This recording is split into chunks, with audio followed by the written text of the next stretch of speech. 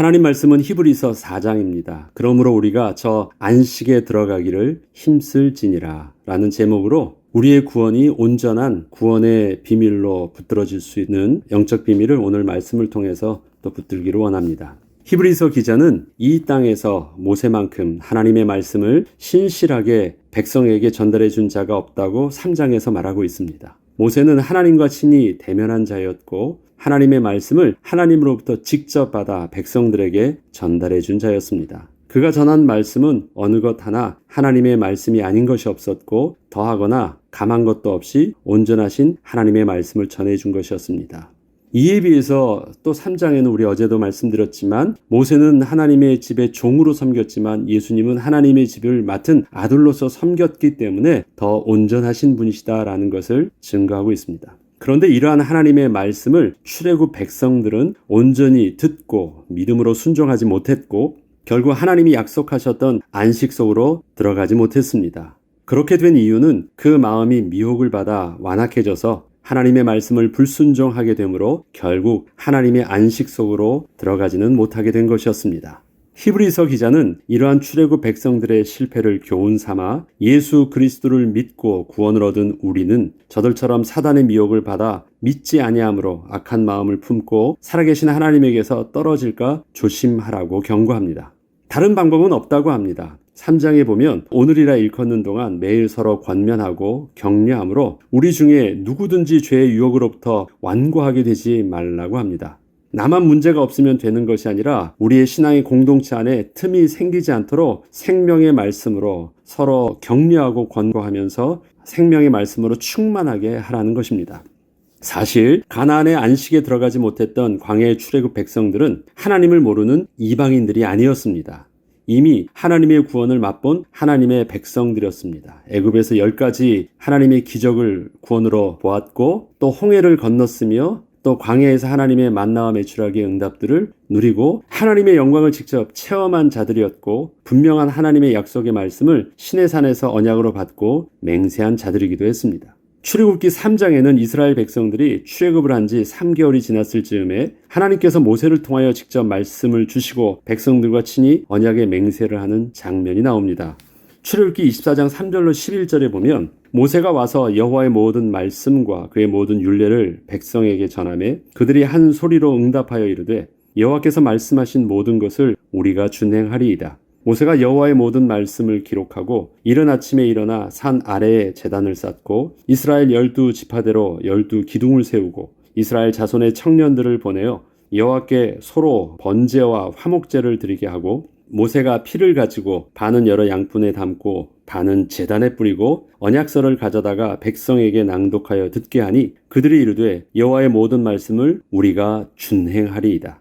모세가 그 피를 가지고 백성에게 뿌리며 이르되 이는 여호와께서 이 모든 말씀에 대하여 너희와 세우신 언약의 피니라. 모세와 아론과 나답과 아비후와 이스라엘 장로 70인이 올라가서 이스라엘의 하나님을 보니 그의 발 아래에는 청옥을 편듯하고 하늘같이 창명하더라. 하나님이 이스라엘 자손들의 존귀한 자들에게 손을 대지 아니하셨고 그들은 하나님을 뵙고 먹고 마셨더라. 저들은 단지 번제의 제사만을 드린 것이 아니었습니다.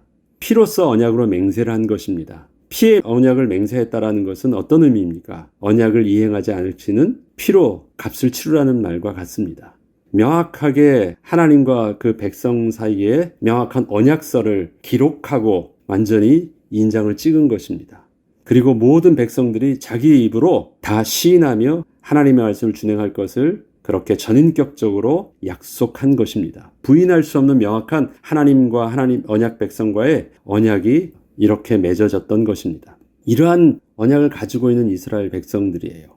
이처럼 이스라엘 장로들과 백성들, 청년들 어느 누구도 팽개치 못할 하나님의 약속과 맹세의 증표가 있었던 것이었기에 하나님의 진노는 더 크셨던 것입니다. 히브리서 3장 16절로 19절에는 이 내용을 그래서 이렇게 기록하고 있습니다. 듣고 경노하시게 하던 자가 누구냐? 모세를 따라 애굽에서 나온 모든 사람이 아니냐? 또 하나님이 40년 동안 누구에게 노하셨느냐? 그들의 시체가 광야에 엎드러진 범죄한 자들에게가 아니냐? 또 하나님이 누구에게 맹세하사 그의 안식에 들어오지 못하리라 하셨느냐? 곧 순종하지 아니하던 자들에게가 아니냐? 이로보건대 그들이 믿지 아니함으로 능히 들어가지 못한 것이라. 하나님의 진노 때문에 들어가지 못한 것이 아니라 저들은 하나님의 구원함을 얻었지만 그 구원함을 자기의 것으로 누리지 못했어요. 이스라엘 백성들이 구원함을 얻었잖아요. 하나님이 은혜의 구름, 은혜의 비로 저들을 애굽의 백성들과 분명히 구별하여 주셔서 택하여 주셨어요.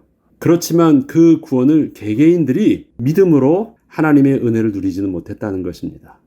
히브리서 기자의 말처럼 저들은 분명 하나님의 구원을 입고 하나님의 영광을 직접 맛보았으며 하나님의 말씀을 듣고 피에 맹세를 하였음에도 불구하고 미혹을 받아 그 마음이 완악하게 되므로 하나님의 말씀을 더 이상 믿지 않게 된 것이었고 결국 순종치 아니하므로 하나님의 안식 속에 들어가지 못하게 된 것이었습니다. 그러므로 이것이 역사적 사실이 맞다면 우리는 저들처럼 영원한 안식에 들어가지 못하는 일이 없도록 경계하며 두려워해야 한다고 합니다.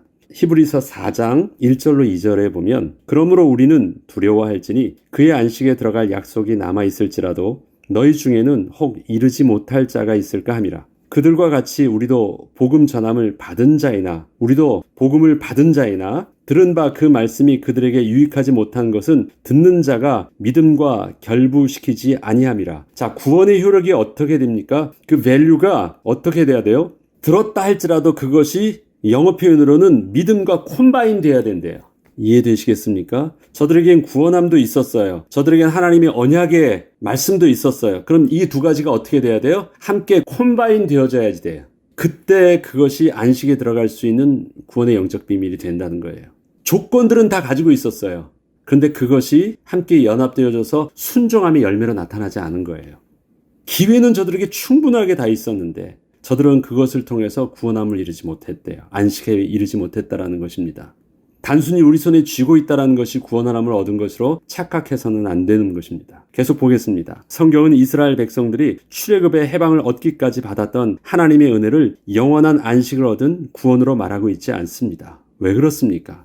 출애굽기에서는 그것을 상징적으로 가나안에 들어가는 것을 최종적인 안식의 표현으로 말하고 있기 때문에 그렇습니다. 저들에게 임한 하나님의 은혜가 각각 자신들의 믿음과 결부되어질 때 실질적인 구원의 효력이 발생하는 것이라고 증거하고 있는 것입니다. 이것을 좀 더 구체적으로 설명을 하자면 이렇습니다. 출애굽을 하게 된 것은 이스라엘 백성들이 하나님의 약속하신 가나안의 안식으로 들어가기 전 단계로 종에서 자유인으로 해방을 받은 것입니다. 맞죠? 애굽에 있을 때는 바로 왕의 종이었습니다. 근데 출애굽을 한 것은 이젠 종의 신분이 아니라 자유인이 된 것이에요. 자유인이라는 것은 스스로 선택하고 결정할 수 있는 전인격적인 존재가 되었다는 것을 의미합니다. 이해되십니까? 그게 자유인 단계예요. 그렇다면 이 자유인이 하나님의 백성이냐? 그 말은 아닌 거예요. 자유인입니다. 이것을 우리의 구원의 비밀로 설명을 하자면 우리가 구원받기 전에 믿음으로 말미암는 그 의를 얻기 위한 전 단계로 하나님께서 앞서 은혜로 택하시고 생명을 주신 것을 말합니다. 허물과 죄로 죽었던 자, 마귀에게 종노릇한 자를 하나님께서 일단 건져주셨어요. 생명을 주셨고 자유인이 되게 하여 주셨어요. 요 단계입니다. 구원은 반드시 하나님의 공의를 만족해야 하는데 하나님의 공의는 전인격적으로 하나님의 약속의 말씀을 내가 믿고 온전히 순종할 때 얻을 수 있는 것이었기 때문에 먼저 허물과 죄로 죽어 있어서 마귀의 종노릇하던 우리를 하나님께서 은혜로 택하시고 먼저 생명을 주셔서 자유인이 되게 해 주신 것입니다. 자, 하나님의 공의는 공평하다라는 거예요. 공의는. 그럼 모든 사람에게 공평해야 돼. 그러면 모든 사람에게 있어서 공평하게 하나님께서 구원의 비밀을 말씀해 주셨어요. 약속의 말씀을 믿고 순종하면 그 순종한 자를 의롭다 칭하여 주겠다라는 것입니다.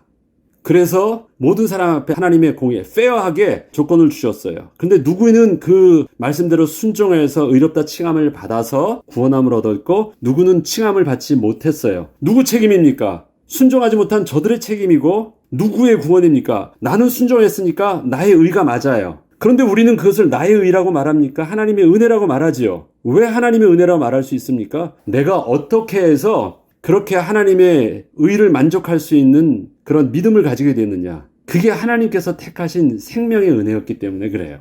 그래서 껍데기로 보면 내가 의를 취득한 것은 맞지만 그렇다고 해서 나 잘났다고 말할 수 없는 것은 이런 생명이 있는 자로 먼저든 하나님의 출애굽하시는 자유인이 되게 하시는 생명을 주신 은혜가 있었기 때문입니다. 예수 그리스도께서 죽으셨어요. 부활하셨어요. 그래서 무엇을 주셨습니까? 생명을 주셨어요. 그래서 역사적으로는 그 생명을 얻은 자가 우리가 되게 하신 거예요.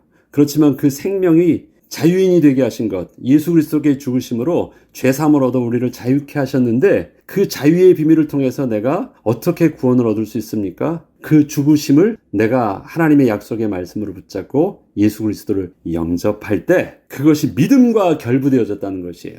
우리가 믿음으로 말미암는 구원을 얻었으니까, 믿음으로 말미암아 예수 그리스도를 영접했으니까, 예수님의 죽으심도 역사적 사실이고 내가 산 것도 역사적 사실인데, 그래서 내게 주신 믿음이 결부되어지면 나는 하나님 앞에 의롭다 칭함을 받아 하나님의 백성으로 영원한 하나님 나라의 안식에 천국 백성이 될 수 있는 것입니다. 자, 먼저 우리에게 이 생명을 주신 것 계속해서 보겠습니다. 이처럼 하나님께서 우리에게 은혜의 선물인 믿음을 주셨다는 것은 하나님의 말씀에 듣고 반응할 수 있는 생명을 주사 자유인이 되게 하셨다는 것을 뜻합니다. 이 때문에 하나님의 은혜로 인하여 선물로 받은 믿음, 곧 생명은 이제 하나님이 약속하신 안식에 들어갈 수 있도록 하나님의 말씀과 믿음이 결부되어야 하는 것이 남은 것, 그것이 바로 영접의 비밀이고 우리가 의롭다 칭함을 받는 비밀입니다.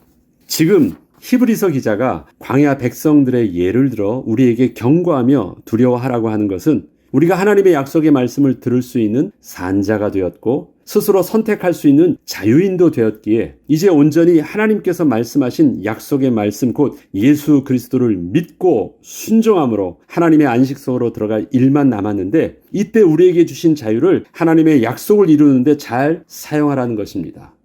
자유를 주셨는데 우리는 그 자유를 순종을 선택하는 자유로 누릴 것이냐 아니면 불순종을 선택하는 자유로 누릴 것인가 우리에게 주어져 있는 것입니다. 그때 우리는 어디를 선택하는 거예요? 순종을 선택하는 자유를 누릴 때 비로소 우리가 하나님의 백성으로 영원한 안식에 주님과 더불어 안식의 기쁨을 누리는 것입니다. 만약에 우리의 자유를 믿고 순종하는 데 사용치 않고 이전에 하와가 사단의 미혹의 말을 듣고 하나님을 불신앙하게 되어 마침내 불순종을 선택하게 된 것처럼 똑같이 그러한 실수를 반복하지 말라고 아주 강력하게 경고하고 있는 것입니다. 하나님께서는 우리에게 분명히 하나님의 공의를 만족할 수 있도록 먼저 우리를 택하셨고 생명을 주셔서 산자가 되게 하시는 은혜를 베풀어 주셨습니다. 그리고 그 생명으로 인하여 하나님의 약속의 말씀을 듣고 반응할 수 있는 믿음이 있게 하여 주셨습니다. 그러나 이것은 비록 하나님의 은혜로 택함을 받아 생명을 얻었을지라도 아직 약속하신 하나님의 안식 속으로 들어간 자들은 아님을 명심해야 합니다. 우리는 반드시 그 다음으로 허물과 죄로 죽은 우리가 죄사함을 입고 다시 하나님의 백성으로 회복되는 단계를 거쳐야만 합니다. 거룩하신 하나님의 공의를 만족하지 못하면 절대 우리는 구원을 얻을 수 없기 때문입니다. 그것이 요한복음 1장 12절에 나온 대로 영접하는 자, 곧 그 이름을 믿는 자들에게는 하나님의 자녀가 되는 권세를 주셨다라고 했습니다. 말씀이 육신이 되어 이 땅 가운데 오셨는데 그렇다면 예수님이 곧 하나님의 말씀이라는 것이에요. 우리가 말씀을 순종한다는 것, 곧 예수 그리스도를 우리 구주로 영접할 때 우리가 비로소 이 하나님의 구원의 의가 완성되는 것입니다.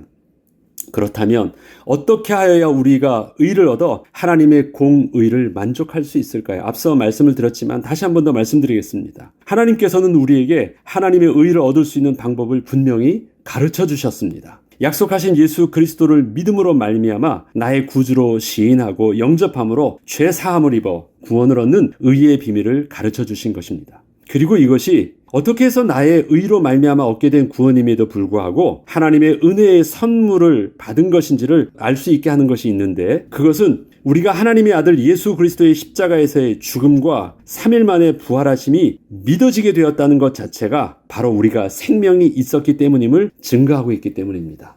믿어지는 것 자체가, 들려지는 것 자체가 산자가 믿어지는 것이고 산자가 들려지는 것입니다. 이미 그 자체가 생명이 있음을 반증한다는 것입니다. 다시 말해서 예수 그리스도의 십자가에서 죽으시고 부활하셨던 역사적 사실의 결과가 바로 생명을 얻고 예수 그리스도의 복음을 듣고 반응하고 있는 바로 나 자신을 통하여 확인할 수 있는 것입니다. 내가 살아있어요. 왜 살아있을까요? 살게 하시는 역사적 사건이 있었기 때문입니다. 그것이 예수 그리스도께서 2000년 전에 십자가에서 죽으시고 부활하신 사건이에요. 그 사건이 어떻게 증명되고 있습니까? 그 말씀이 들려지는 생명을 얻은 나의 모습을 통해서 나타나고 있는 것입니다. 그래서 내 자신이 곧 증거입니다. 이렇듯 내게 생명이 있음을 통하여 자유인임을 확인하게 되었고 하나님의 구원을 얻는 그리스도의 비밀도 듣게 되었으니 이제 남은 것은 믿음으로 예수 그리스도를 구주로 영접하는 순종을 하는 것입니다. 우리 손에는 하나님이 주신 은혜의 선물 곧 생명, 믿음이 있습니다. 생명과 믿음은 같은 말이죠. 살아있으니까 믿어진다는 것이니까 죽은 자는 믿음이란 개념 자체가 없습니다. 믿음이라는 것 자체가 생명이 있는 자에게 주어지는 것. 그래서 저는 이거를 동일하게 표현을 하고 있는 것입니다. 그래서 우리에게는 하나님이 주신 은혜의 선물 생명, 곧 믿음이 한 손에 있습니다. 또 영원한 하나님 나라의 축복도 약속되어 있습니다. 약속하신 예수 그리스도의 말씀도 또 그분을 통하여서 약속하신 하나님의 구원의 비밀도 우리에게 있습니다. 두 손에 있어요. 그 다음 뭐가 남았어요? 영원한 하나님의 나라의 안식과 축복은 하나님의 은혜의 선물, 믿음과 함께 이것이 묶여져야 되는 것입니다. 묶여지면 그 다음에 나타난 게 뭐예요? 순종함으로 나타나진다는 것이 바로 묶여진다는 말이에요. 불순종으로 나타나면 둘 다 있어도 묶이지 않은 것이에요. 이해되시죠? 순종함을 통해서 영접하는 것이 묶여진다는 것입니다. 순종의 열매로 나타나야 마침내 하나님 나라의 안식, 그 축복소로 들어갈 수 있음을 다시 한번 오늘 히브리서 기자의 경고를 통해서 우리는 우리의 마음에 새겨야 하겠습니다. 하나님의 말씀에 순종함을 통하여 그 열매를 맺어야 하는 것입니다. 예수 그리스도를 나의 구주여 나의 왕으로 온전히 모셔야 되는 것입니다. 그때 그 생명이 우리 가운데 거하시고 성령이 우리와 함께하게 되는 것입니다. 성령이 우리와 함께 되면 우리가 하나님과 붙어있게 되면 나타난 게 무엇입니까? 순종의 열매는 곧 그래서 성령의 열매로 나타난 것입니다. 이것은 요한복음 15장에 포도나무와 가지의 비유를 통해서 이렇게 말씀하십니다. 포도나무에 그 가지가 붙어있는 비밀인 것입니다. 그래야 절로 열매를 맺는 것입니다. 오직 오늘이라 일컫는 동안에 매일 피차 권면함으로 우리 중에 누구든지 죄의 유혹으로 인하여 완고하게 되지 않도록 해야 할 것이며 우리가 시작할 때 확신한 것을 끝까지 견고하게 잡고 있음으로 인하여 그리스도와 함께 영원한 하나님 나라에 참여하는 자가 되기를 그래서 오늘도 우리가 함께 신앙의 공동체 안에서 서로 격려하고 함께 주 안에서 하나됨으로 우리는 끝까지 참여한 자가 될 수 있도록 기도해야 하는 것입니다. 우리의 믿음은 우리 스스로 할 수 없습니다. 히브리서 기자는 이렇게 말합니다. 우리에게 있는 대제사장은 우리의 연약함을 책망하시는 자가 아니래요. 우리의 연약함을 알고 이해하시는 자래요. 우리와 같이 시험을 받았기 때문에 우리의 고통도 다 아시는 분이시래요. 그렇지만 그분은 죄가 없으신 분이시로 우리의 고통을 친히 담당해 주시고 도우실 수 있는 분이시래요. 그래서 우리는 예수를 붙잡는 것입니다. 그래서 히브리서 기자가 계속 서론에도 말하고 결론으로도 말하는 것, 예수를 깊이 생각하라. 예수님을 통해서 우리가 온전케 됨을 붙잡고 더욱더 나아가라고 격려하며 권고하는 것입니다. 오늘도 예수 그리스도를 온전히 붙잡고 그 은혜로 말미암아 승리하는 저와 여러분 되길 주의 이름으로 축복합니다. 기도하겠습니다. 하나님 아버지, 우리에게 주신 구원은 생명을 얻는 비밀이었습니다. 우리에게 주신 구원은 예수 그리스도로 말미암아 순종함을 하던 의의 비밀이었습니다. 하나님, 우리에게 주신 이 은혜의 비밀들을 우리가 온전히 믿고 순종함으로 또 주님을 우리의 구주로 모시고 왕 되신 주님을 오늘도 믿음으로 고백하고 선포함으로 이 구원의 비밀이 우리의 삶 속에서 안식함으로 평안함으로 드러나게 하시고 하늘의 신령한 풍성한 은혜로 드러나게 하여 주옵소서. 감사드리며 우리 주 예수 그리스도 이름으로 기도합니다. 아멘.